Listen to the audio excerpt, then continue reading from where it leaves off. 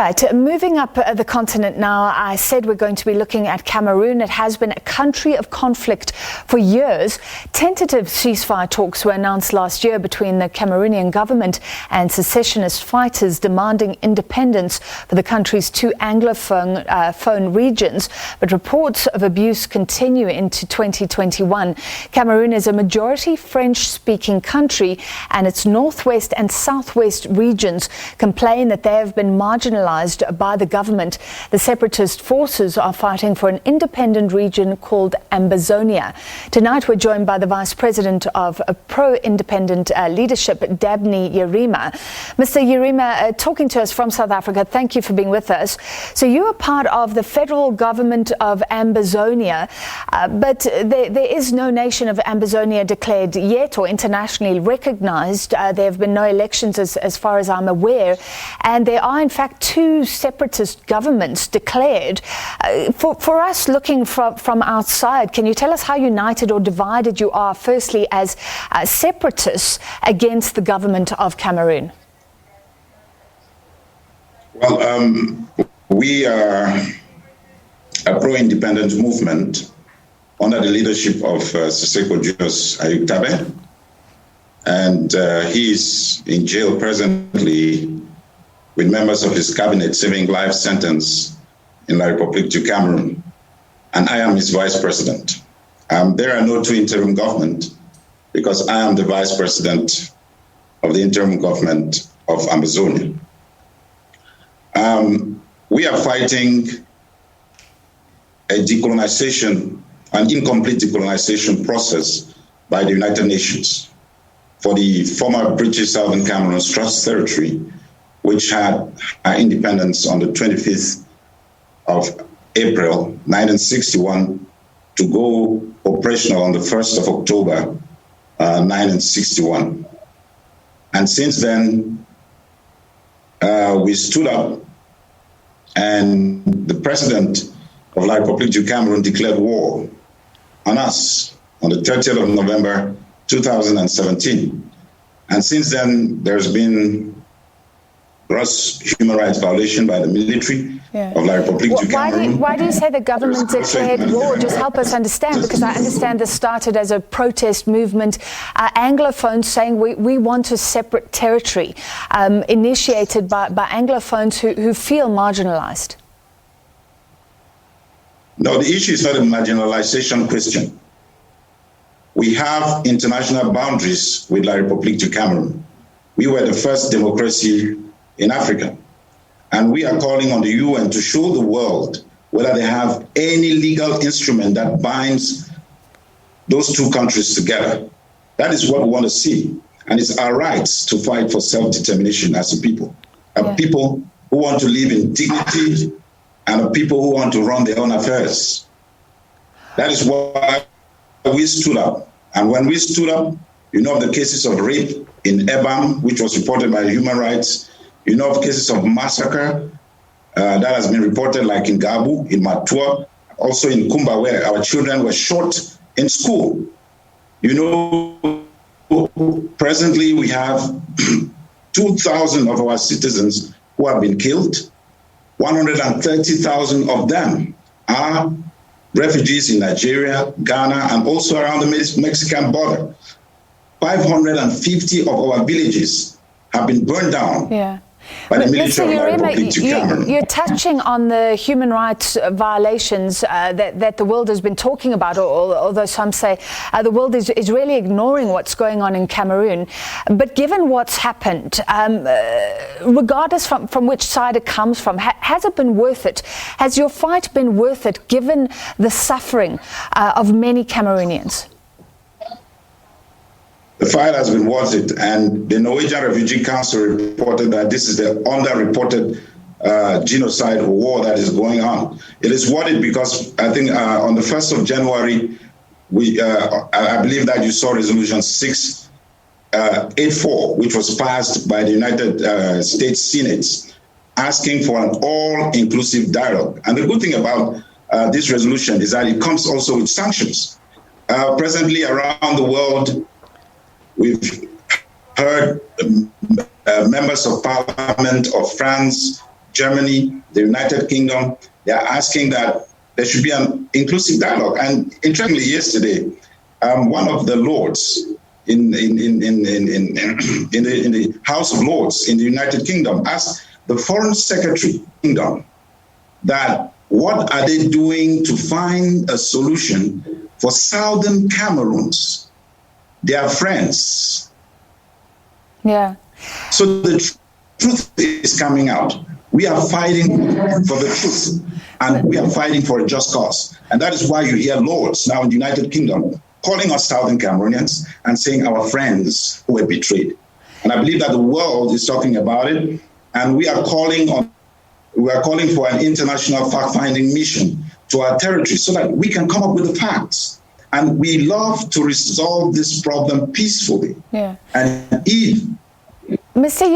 Yerima, there are reports of huge violations. Mr. Yerima, I do want to ask you, have you supported the boycott of schools? Because that apparently is an initiative among separatists. So not the government. The allegations are that separatists are enforcing these boycotts, that teachers and children who attend school in schools in some of these areas that want independence are being stripped and beaten and punished for attending school. We have never done that. A war is going on, and any reasonable parent will not allow his or her child to sit in a class where bullets are flying in the air. Our position is clear about school. We are one of the most educated people around the world.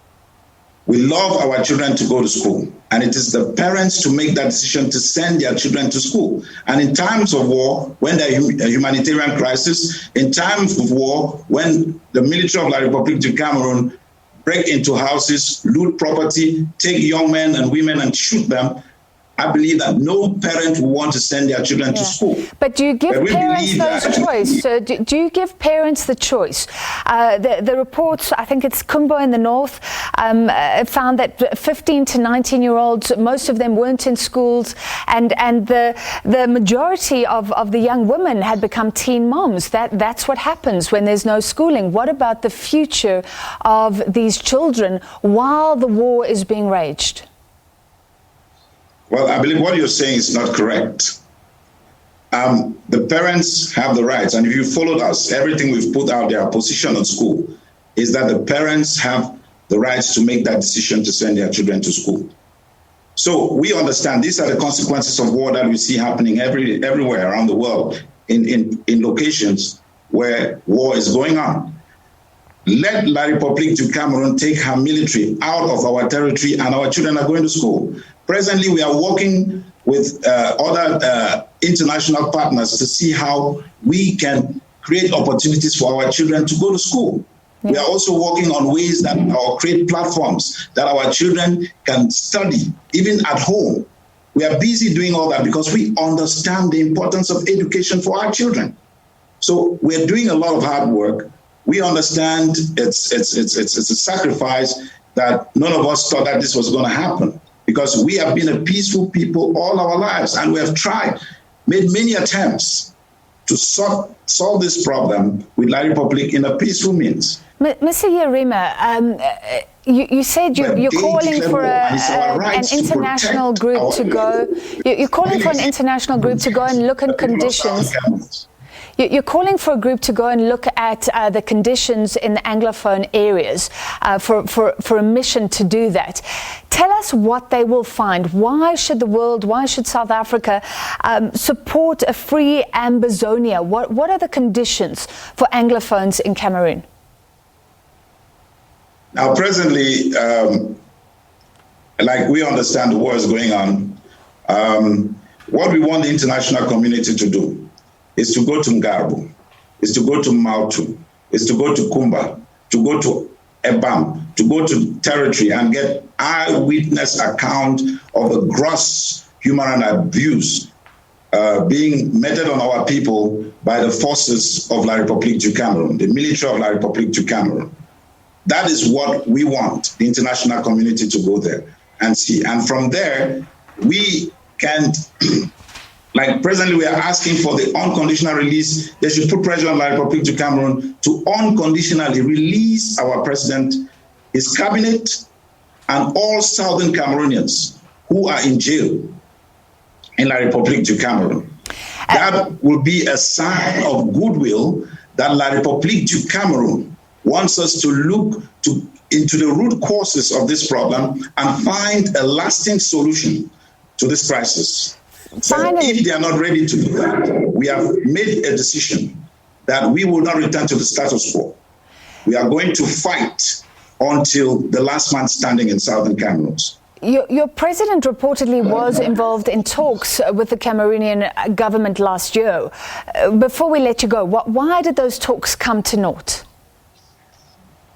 Well, because La République was using that to blindfold the international community that something reasonable is going on, which they have never committed into any process. You can talk about the Swiss process. You can talk about those talks. Nothing has come out.